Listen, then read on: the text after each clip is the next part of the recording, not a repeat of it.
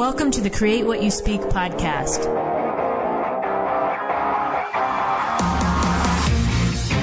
Join me as we have a real-life discussion on how to change your life by changing your thoughts. Remember, question everything, trust yourself, and find your truth. This week we're going to be talking about what now, when the fake life is over and the real one begins. And a lot of my friends that I've been talking to, and even myself at times, I've felt like I'm living a fake life. Like this life that I'm living is no longer me. And there's been awakened to so many things that I can't unsee.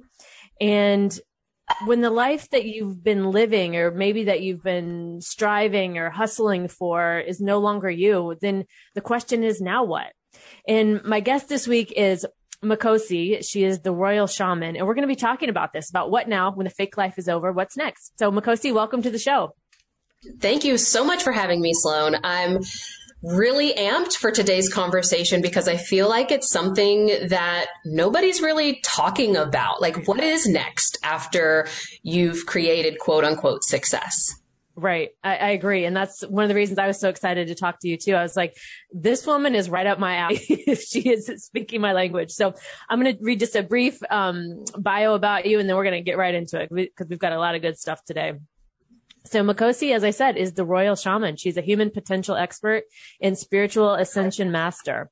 She is an authentic African shaman specializing in personal development and energetic alignment, which again is something we talk about all the time on the show. Makhosi helps create powerful transformations that amplify success, and she teaches individuals how to achieve limitless abundance through synergy for energetic alignment. Through her groundbreaking modality, Makhosi teaches her clients and guides to ground themselves in the feelings of bliss, calling in the state of euphoria on a whim, regardless of external circumstances. She is a fully initiated Zulu shaman, trained in ancient Egyptian spirituality through the Dogon Mystery School, and she now works as a spiritual guide and authentic shaman to help serious seekers fill their highest potential, mindfulness, and metaphysics mastery through her groundbreaking modality, the energetics of euphoria. Sounds so awesome. All those words in there are just words that I love and that we talk about on this show all the time. So Makhosi, again, welcome. So glad you're here. Oh my gosh. Let's dive in. I'm here for it. So I always like to start out with an icebreaker question. So my question for you today is, what is the first CD you've ever owned? Maybe tape, CD, record, whatever that was for you. I love it. So I have a fun little story around this. Back when I was in 5th grade, my mom had this boyfriend. She was a single mom, and she had this boyfriend that my brother and I absolutely adored. Well, he told us that if we got all A's that year, that he would buy us a CD of our choice. And they broke up, and I was heartbroken because I was like, number one, we loved him. Right. But also I was like, I'm not going to get my CD. Anyway. He still showed up on the last day of school, even though they were broke up, and took my brother and I to buy our first CD. And mine was Britney Spears' first album. And which was what? The one that was time? Oops, I Did It Again. Yeah. Oh, Oops, I Did It Again. Okay. That's awesome. I love that.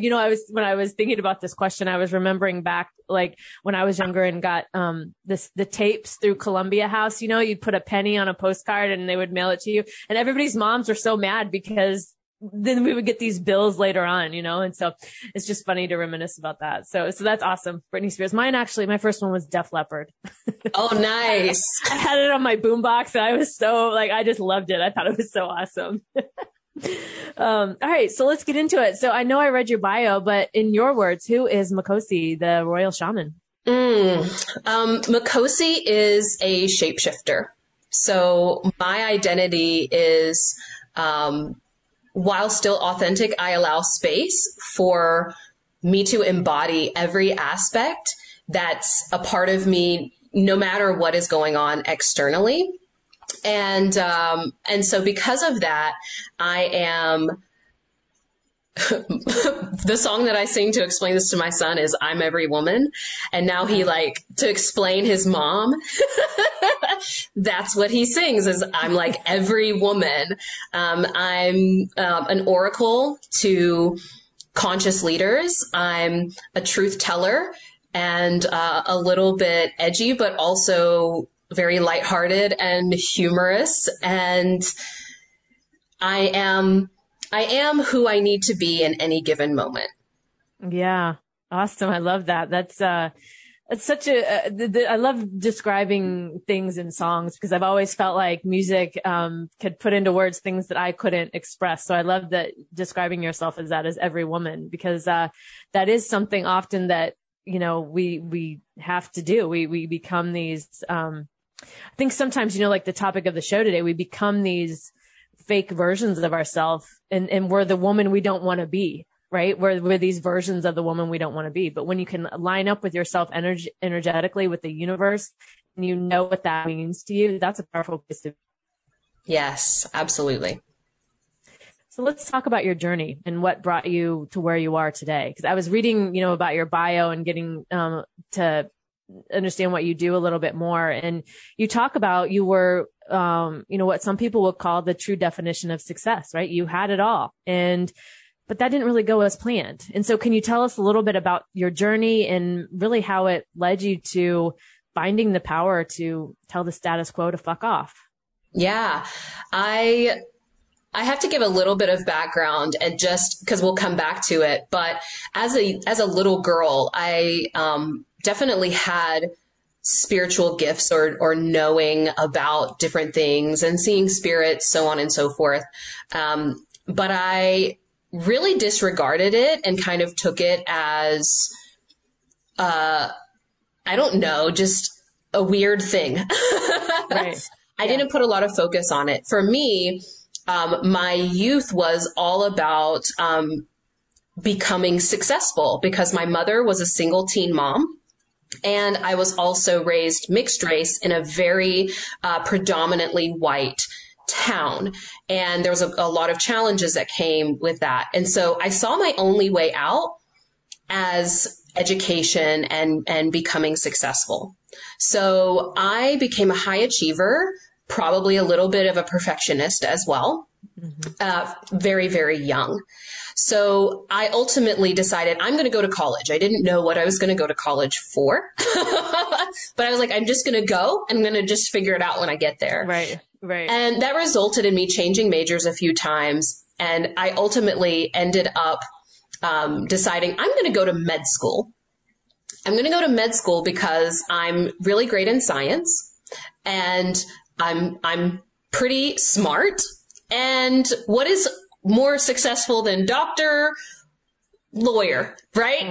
And I'm obviously not going to be an athlete because that I don't have any hand-eye coordination. So, so I decide I'm going to go to med school and also on the back of that, I'm also getting 2 business degrees. I got a business and marketing degree at the same time as doing my prereqs for med school because I'm crazy and typical high achiever doing all the degrees and certifications, right? Right. Yep. Cover all the bases. Yep.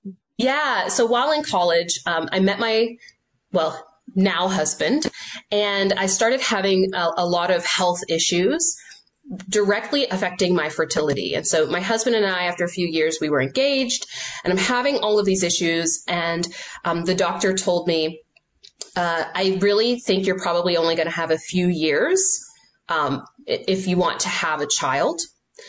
I highly recommend that you all start now. And it was a lot of treatments. It was very difficult. I ultimately did get pregnant with this little miracle baby who I found out I was pregnant literally as they're wheeling me back for surgery to help me actually be able to get pregnant.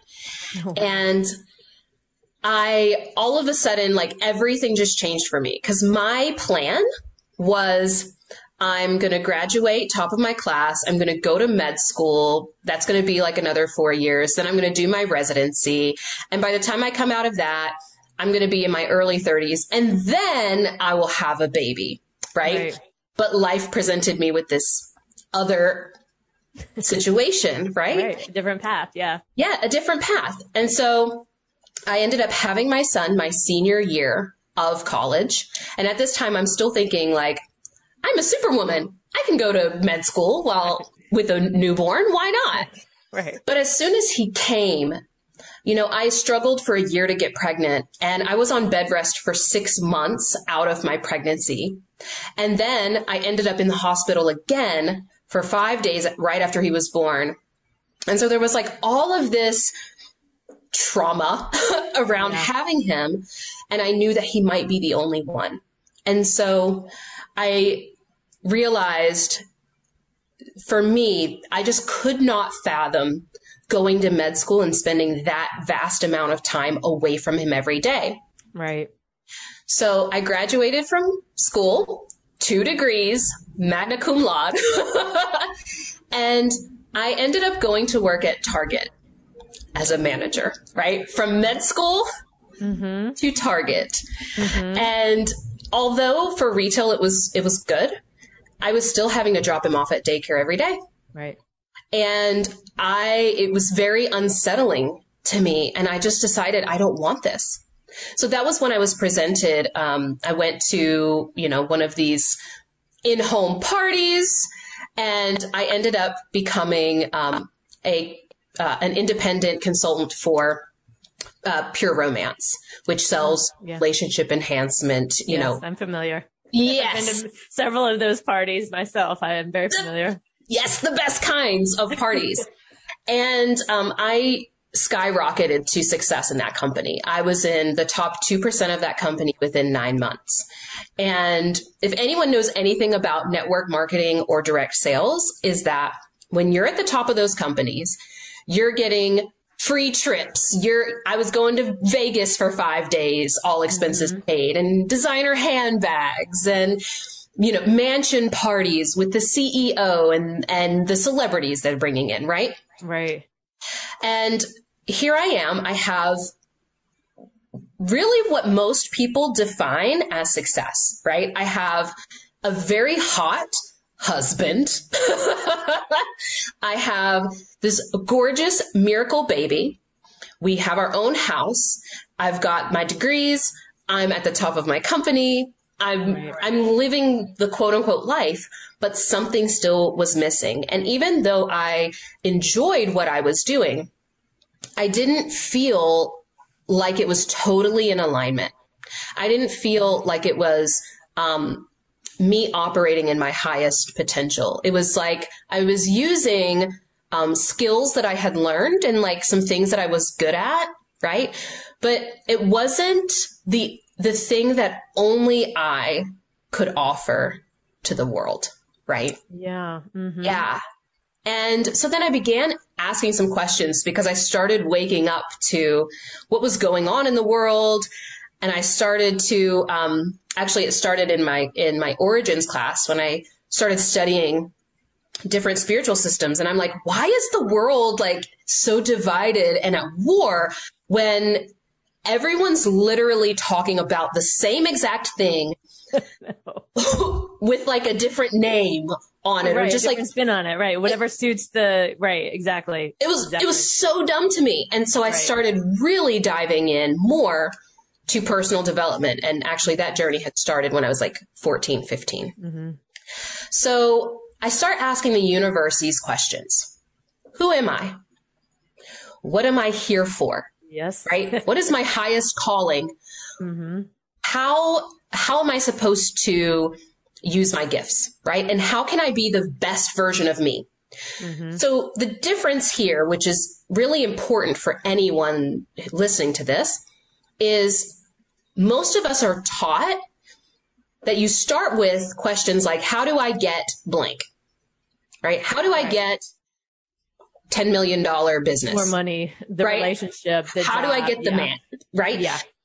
These questions, and once you start asking these questions and you kind of shift your paradigm, shift the way you're operating in the world, now what you're doing is focusing on who do I need to become, right? Who am I becoming? And operating from that place and allowing that to be the lead, which I call your euphoric evolution. This is where instead of chasing a goal, which goals can still be very useful, but instead we're focusing on this present moment and how can I be my most expansive self right now? And just following that. Right. Yes. Because when we ask those other questions, we're putting it out there. Wherever there is, it's like, there is this place that is unattainable, or I don't know how to get there. I can't do it. All of that stuff comes up. Well, what you're saying is when asking those questions, that's who am I? Why am I here? How can I be my best version of myself? We're leading ourselves to that, right? We're not looking externally. And that's one thing I've realized on my journey is how much energy and effort I spent looking outside of myself for the answers. Mm. Yes. And the other thing as well about that is whenever we are trying to seek outside of ourselves and structure and plan, right, we are automatically limiting the possibilities because our mind, our brain can only think in what it's seen before, right? Right. It can only copy what it's seen before, but who you're here to be has never been before, right? There was a 1 in 3 trillion chance that you would exist. So there's no way that you can be guided to your highest calling from your mind. You have to learn how to relinquish that control, surrender that control of, I need to know how to get there, right? And allow space that I call it like skipping to the front of the line. Yeah. Right. When you begin to go down your path, you will magnetize the opportunities, the people, the inspiration, the ideas, so on and so forth, that will cut you to the front of the line and allow you to experience and create literally what has never been before and is beyond imagination. Right. And, I experienced this, it's been about 5 years ago when I changed my life. I completely changed it in a matter of 3 months, and I got really clear about what I want. I talked about it in the present moment, and I wasn't letting anything stop me. And during that time, I called that time of my life, like the red carpet was rolled out, right? Things just lined up. Like people got in formation and made it happen. Things that everybody kept telling me that will never happen.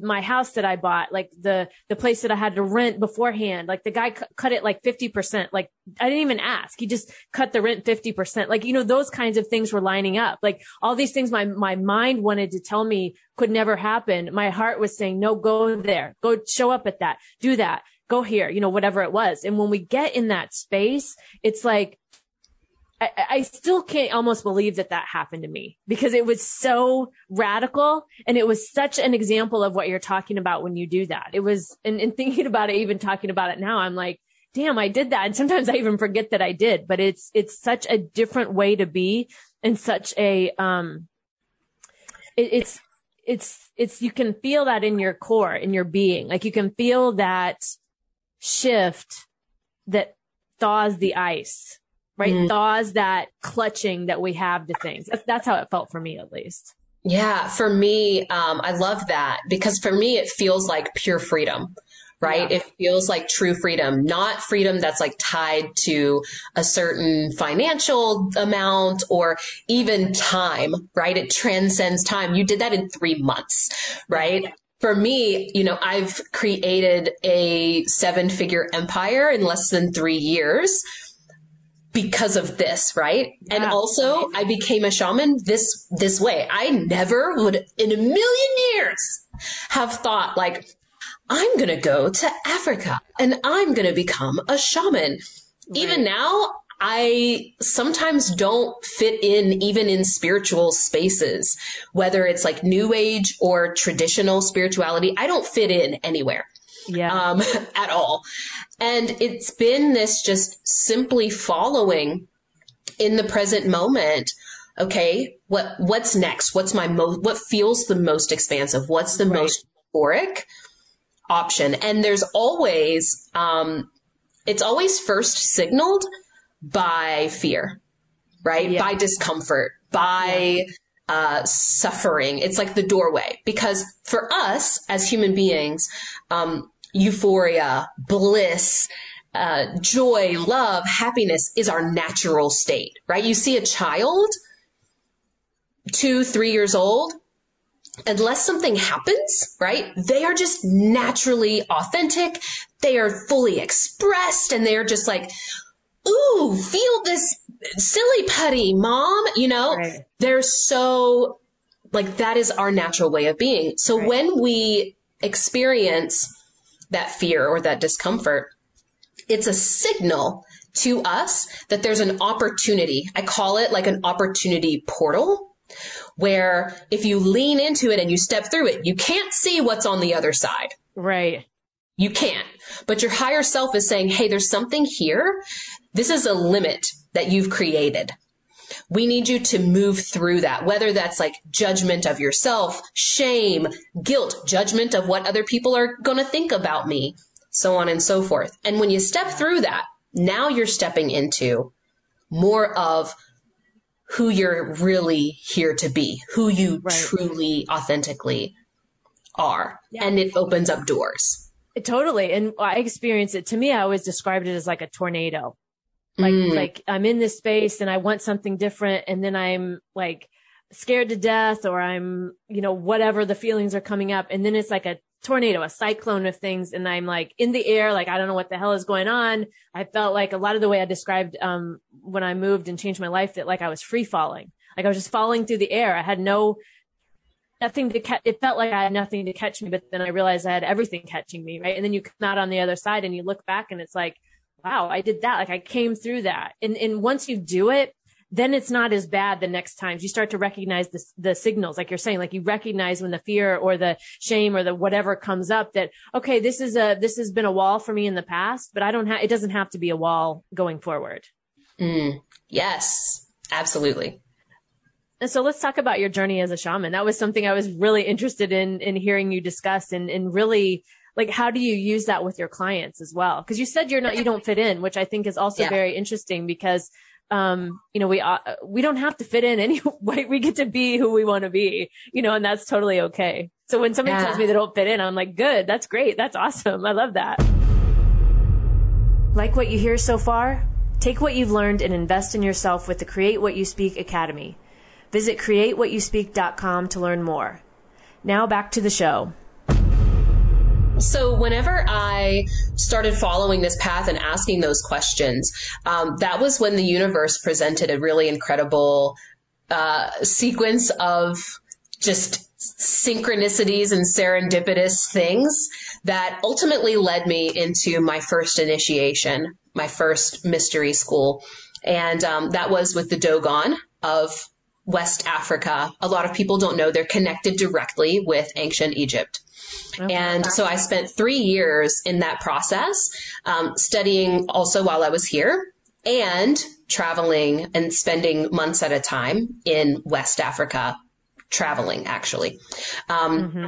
During that initiatic process, so most indigenous systems, at least all the ones that I've come across, have at their core divination as a pillar. And so divination is a type of reading that is not just like what's your future, but it is a diagnostic tool.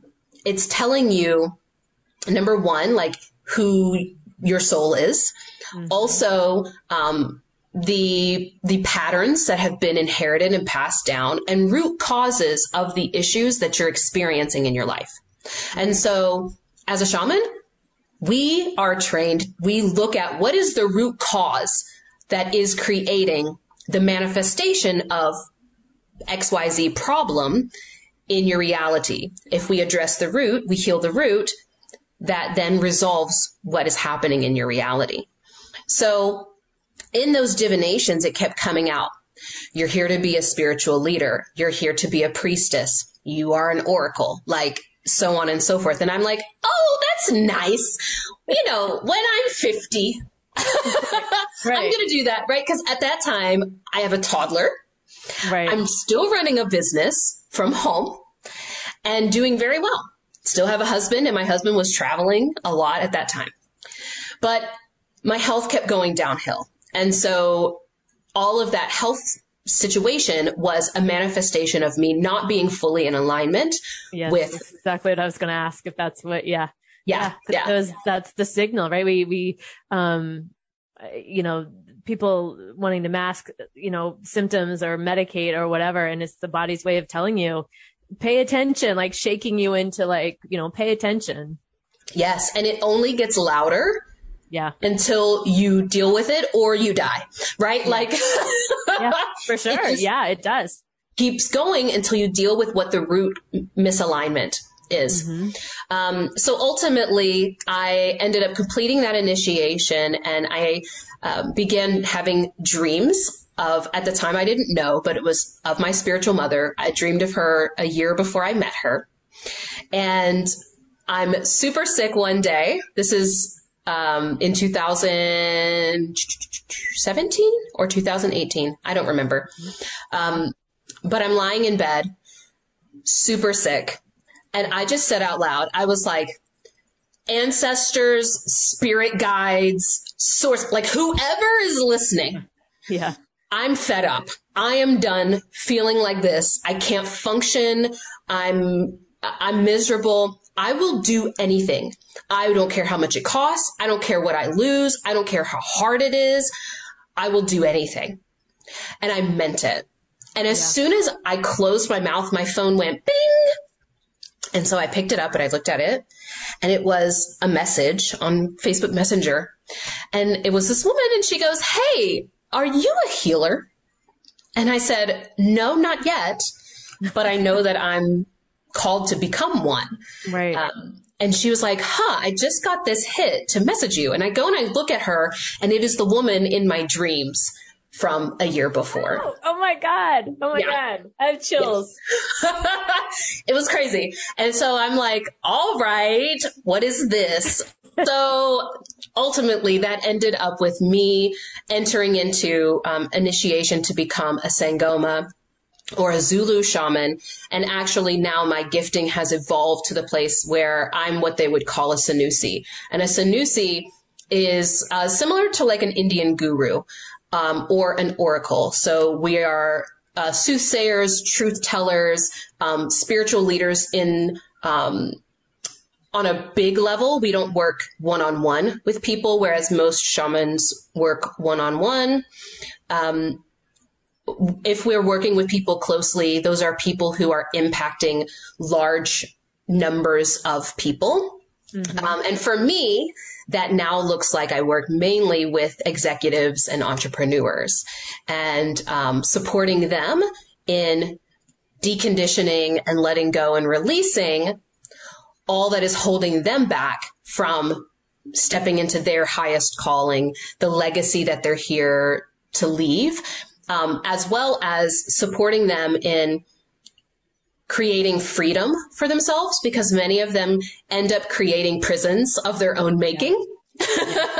Yeah. And it's also important for them to have depth of experience. So many of us, because we chase, our life becomes kind of superficial and surface level. And so I support them in creating that depth where they have deep connections and their experience is very embodied, not out in thought and philosophy land. It's very grounded in the here and now and in their body. Yeah. You know, I had a similar experience when I was going through my awakening. I was in bed feeling miserable, just so much pain, and you know how it is. And I think my call out was, somebody please help me. Whoever it is, universe, angels, guides, whoever it is, somebody help me. And the stillness that came after that, the stillness in the air, the stillness in my body, something changed in that moment. And that from there, I was able to get up, start functioning where I wasn't really functioning that well as a human prior, and start making the decision for myself that things are going to change. But it was in that stillness that I felt and experienced all around me after I asked for help. And I had no idea who I was even asking help for. It was just within me to call that out. And I vividly remember that in that bed. I even remember like the bedding I had in my old house, because it was like so impactful in that moment and led to a chain reaction of all completely changing my life. Yes. I love it. So our title is What Now? When the Fake Life is Over, the Real One Begins. And like I said at the beginning, I feel like everybody I talk to is just living a lie. Everybody, I'm not going to say 99% of the people I talk to hate their jobs. They're not happy in some way, shape or form, even past the job, right? It's like living as a living zombie, right? Going through the motions. And it gets to that point where it's like, okay, I've invested all this time in education or in a job, right? Or in something that I thought was going to be something. And now I see that thing is not. And I can't live this hustle. I can't live this fake life anymore. So for those that are listening and maybe are recognizing that's where they are, maybe for the first time within this conversation, what can you, like, what would you advice would you offer? What would you maybe suggest somebody to do to get started, to start finding their own authenticity and their own freedom? Really, freedom is something we talk a lot about on the show too. And a lot of that, I think, is freeing your mind. So what would you offer to the listeners? Yeah, there's two key steps or secrets or whatever you want to call them, but there really are two keys that are the doorway to find what is an alignment for you and find what is authentic to your soul, like the depths of who you are truly. The first one is your level of awareness, your level of consciousness, right? And we need this because so many of us are really operating in robot mode, hamster wheel. We are literally making decisions automatically and then dealing with the consequences and wondering why those things are happening. Right. And so much of it is because we're not aware in the present moment of what we are actually doing. And if that is truly in alignment with creating the reality that we want to see. And so later we can talk about, I do have a little free quiz that can support anyone in beginning to develop and enhance their level of awareness, their level of consciousness. The second piece is, as you're developing that, you begin to access more of your intuition. Mm-hmm. And so our intuition is our connection with source, spirit, God, our ancestors. I call it our spirit squad. Okay. It's our connection with our spirit squad, and it is felt in the body. Mm-hmm. So most of us really struggle because we spend all of our time in thinking, in worry, in planning, in strategizing, right, so on and so forth, in the future, in the past, that we're never present and connected in the body. So right, we never hear our intuition. So learning how to get into the practice of following your intuition. And I highly recommend starting small.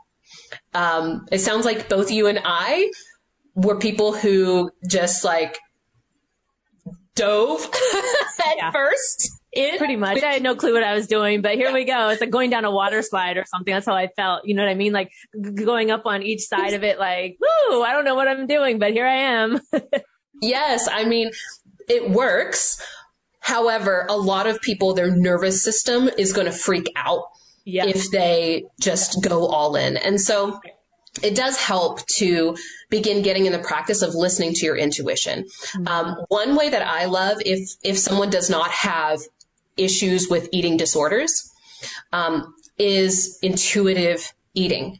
Getting in the practice of like taking 5 seconds before you decide what to eat, tuning into what your body really wants and allowing your body to have it without judgment. So we have to understand the effect on our physicality is much worse from the judgment of eating the chocolate than the actual chocolate itself. Right? It is, that is compounding the problem. And so sometimes your body, it's this incredibly intricate, it's got like a billion organisms inside of it. And each of your organs has its own intelligence and consciousness and is communicating, right? It knows what it needs. It knows what it's deficient in.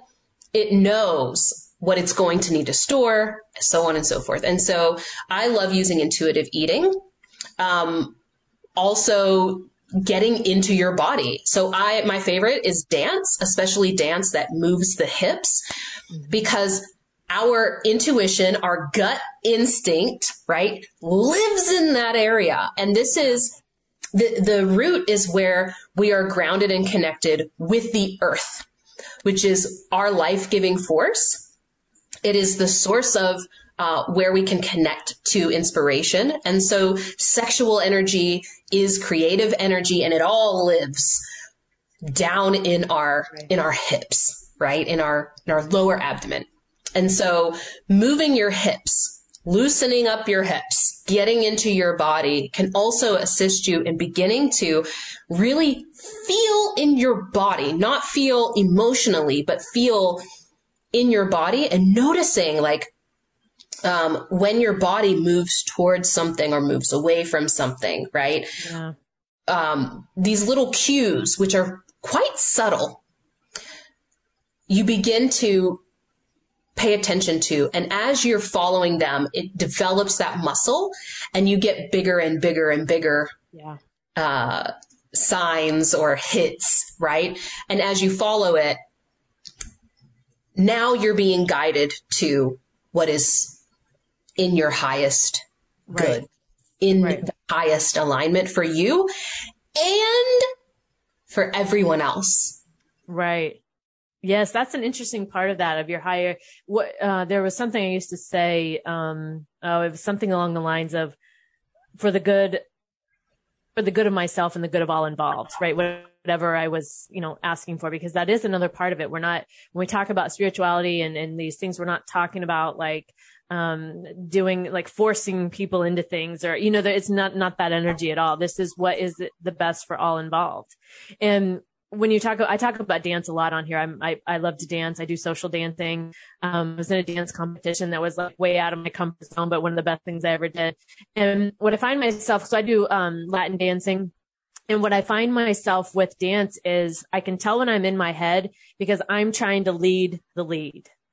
And when I let go and I follow and I can relax into it, that's when I feel my body. And I'm in that space that you're talking about, where I'm not in my head trying to forecast what the person is going to do next. I am moving with the energy that I'm having with this other person. And even if somebody's not a dancer, right? Standing in your living room and like rotating your hips, or like just moving your butt, dancing. Sometimes I'll dance with my dog, right? Just to like loosen up a little bit. And so it doesn't have to be some public thing that you do, like a class or going social dancing or something. But that movement in the body is so important, because it also frees up that stuck space, right? That we experience when we lived from our head for so long. Mm-hmm.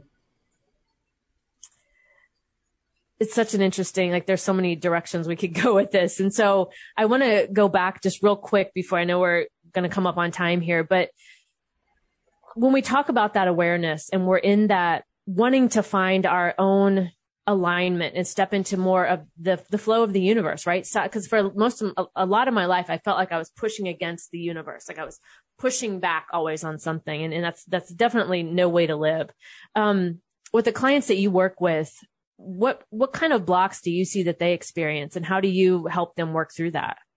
Oh my gosh, there are so many, but what's really the most interesting is how some of those blocks connect and manifest. So I mentioned that our connection to spirit, our creative energy is sexual energy. And what's interesting is I see so many of them either in hyper sexuality, hyper creative energy, because that energy is very chaotic. Mm-hmm. Right. It is chaotic. And so when they are, hyper connected and not able to focus that energy on actual creation of some sort, then it spreads and it wreaks havoc on their life. Right. Yeah.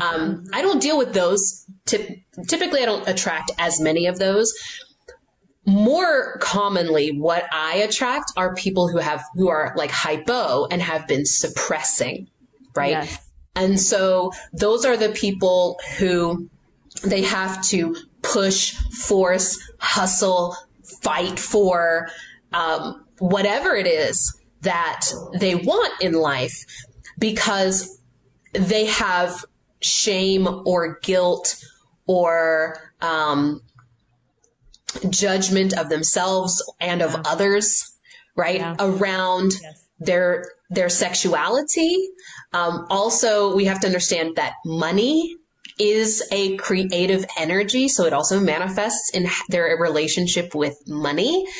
Right. It manifests in their ability to receive, so it interrupts their ability to create connection and depth with other people, with their experience of life, because they are not allowing the movement of that energy. That energy is, it's a kinetic energy. It's an energy that requires movement. Money does not want to stand still. And most of us try to like hoard it, Yes. right? Yes. Instead of understanding it needs to go out and come back, go out and come back. And so those are some of like the common things that manifest, as well as, most of the people who come to me are high achievers. Most of them are like in the top 2% of whatever their field. They're you, right? They're me back then. Yeah, right. Exactly. So you know how to handle that because you were there. You've been there. Yeah. And you can show them the other side. Exactly. And so much of it is an attachment to how they think things should be, or how they think they have to be, or that other people have to be. And so it's one by one letting go of and releasing that attachment, that resistance to what actually is at this moment, because we think, no, my reality should be like this. No, other people should behave like this. No, I should behave like this, versus actually, who am I? Right? Actually, who is this person truly? Actually, what is the reality of the world that I find myself in, and accepting it while holding space for its evolution, knowing that it is changing. As soon as you look at it, it starts changing. Right. Right. And it's like money, with the energy, money is meant to flow, right? The energy, that's the same with life, right? We're not, we change, we flow, and it's okay to change. Cause I know that for myself, I had a lot of guilt over the years for feeling like, well, I accomplished this, so I have to stay in this. Right. And it's like, no, that only kept me small. It kept me doing things that I had outgrown. And, that's another part of that. But, I know we're coming up on time and we could talk for hours, I think, because there's just so much of the same. I just feel so much the same of what you're talking about. But, before we go, so your style is different, right?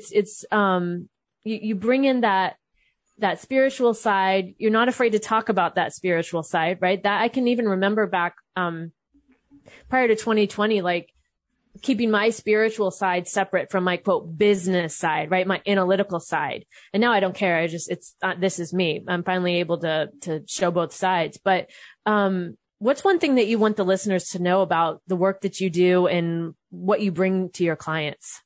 Let me tune into what that is. Ultimately, my work is simply presenting a mirror so that they can see themselves authentically, so that they can see who their highest version is. And also I sell them on the value of that. Many people really struggle with seeing the value in their innate gifts, right? Even myself, I shared before, right? I saw the value in my ability to sell because I spent a lot of time and effort trying to learn how to sell, and I got good at it, but it was not my innate gifting. And so most of us undervalue our innate gifts to the point we don't even see them at all. But we don't think they're a big deal, right? We think it's no big deal. We're like, oh, it's like, that's just who I naturally am. Right. That's who you're here to be. Right. That's right. Stop struggling to be the other thing, right? Yes. Like be the thing that is the thing that you don't take for granted or maybe think isn't a big deal. That's the deal. Yes. And so through the process of that, what ends up being created is literally beyond your imagination. It's literally beyond what you think is possible. And so, what I talk about is like what is your life beyond accomplishment? Because to accomplish something, right, you had to set your eyes on something. You had to know what it was that you wanted, and then you accomplish it. And there's a little feeling of like, yay, I did it. And you celebrate for a minute. But what I'm talking about is, what is that thing beyond what you can even imagine? Right. That is what my clients create literally every day. Things and experiences that they didn't even know was a possibility for them begin to come in because they're magnetizing it, not because they're having to force it to happen. Right. Amazing. That's just so amazing. I just love talking about this.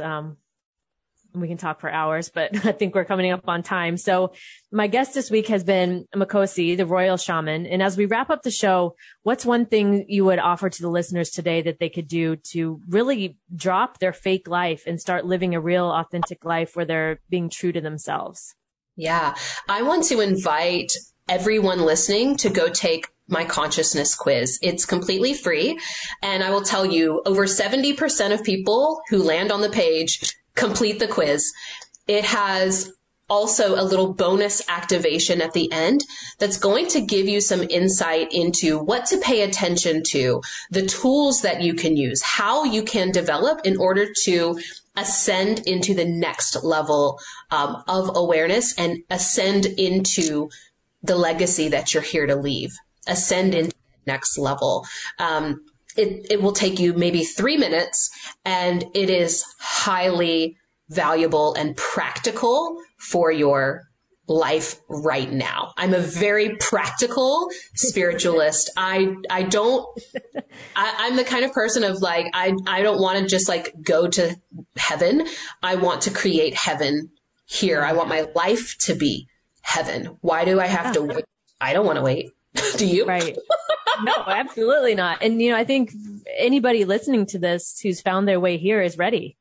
Yes. Right? They're ready. And I think that can bring up a lot of things, but that's exactly what we talked about on the show, about moving past that so you can get to that next phase. And I describe it as what you say you want, because, we're not going to, it doesn't just fall from the sky in our lap, right? There's effort on our part. And so, Makhosi, it's been such a great conversation with you. I absolutely love this. This is just amazing. And congratulations on everything. Oh, thank you so much, Sloan, for having me.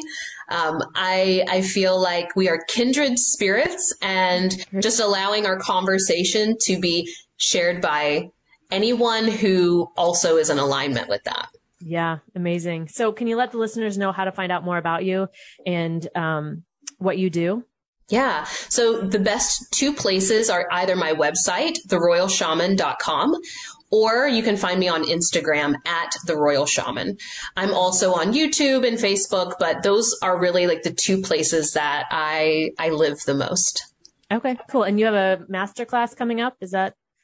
Yes. So I've been working behind the scenes on an incredible masterclass where I've been interviewing some top 2%ers on this very topic. What is next after you've created the status quo's version of success, and how do you get there? And they're going to be sharing their secrets.